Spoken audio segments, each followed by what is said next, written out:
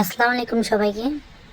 এই মুহূর্তটা আমার কাছে খুবই ইম্পর্ট্যান্ট একটা মুহূর্ত।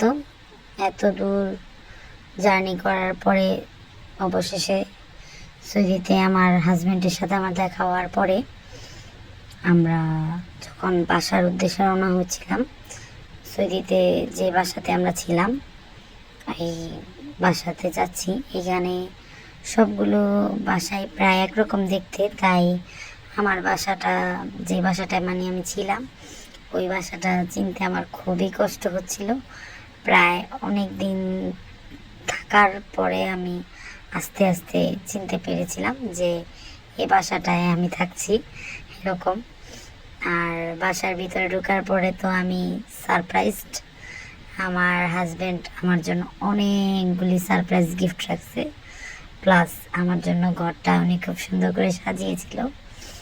আমার কাছে খুবই ভালো লাগছিল, নিজেকে খুব ইম্পর্ট্যান্ট একটা লোক মনে হচ্ছিল, যেহেতু উনি আমাকে এতটা স্পেশাল ফিল করাচ্ছিল। ভালো লাগারই কথা, গিফট পেতে কার না ভালো লাগে। মেয়েরা এমনিতেই একটু গিফট পাগলি হয়। সবগুলো গিফটের মধ্যে এটা আমার কাছে খুব ইম্পর্টেন্ট ছিল। এটা আমার কাছে খুবই আনকমন লাগছিল, খুবই সুন্দর, আলহামদুলিল্লাহ। আর সব কিছুর বিনিময়ে আমার হাজব্যান্ডকে অনেক অনেক ধন্যবাদ।